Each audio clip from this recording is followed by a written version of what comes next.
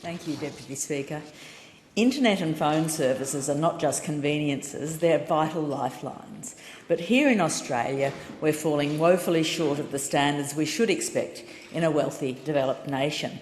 It's a tragedy of the making of both major parties. Ultimately, full fibre broadband should have been rolled out smoothly at world standard by a publicly owned Telstra. But Labor's privatisation of Telstra in the 90s deprived the government of the logical vehicle to deliver a national broadband network. It also meant that it had to negotiate with corporate behemoth Telstra to deliver the NBN, which effectively led to enormous cost blowouts and time wasted.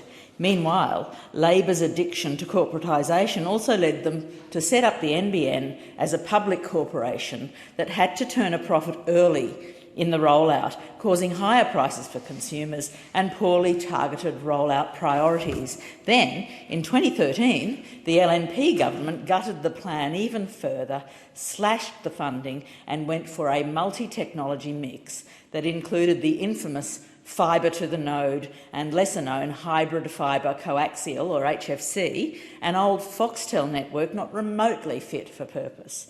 The NBN has recently launched a round of upgrades across the country, but I'm afraid it's a lottery for many. If your home is stuck with an HFC connection, you're out of luck on an upgrade.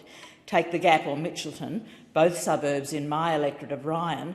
Most people have an HFC connection, and in our recent survey about this, we discovered that many people experience frequent dropouts, especially in the rain, and low speeds, or just completely unstable connections. The UK and the USA know HFC is bad news. That's why they're looking at upgrading their whole network to the international standard, which is fibre to the premise. My survey revealed the shocking state of our telecommunications in Ryan. Over 50% of respondents reported slow, unreliable and overpriced mobile service. For home internet, it was even worse. More than 60% said they had issues. A shocking 70% reported frequent dropouts, with some suffering for days or even a week without resolution. It's incredibly frustrating for many residents in suburbs like Kenmore, Bellbowrie or the Gap, who have to take calls in the backyard because of poor reception. Meanwhile, everyday Australians struggle to get their work done, help their kids with homework, or even just watch a movie. Telecom CEOs are raking in millions. Telstra's Vicky Brady, $5.25 million.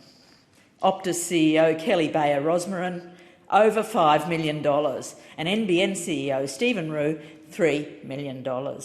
Labor and the LNP's corporate model for crucial infrastructure and services has failed. It's time to ditch it. Authorised by E. Watson Brown, Australian Greens, Taringa.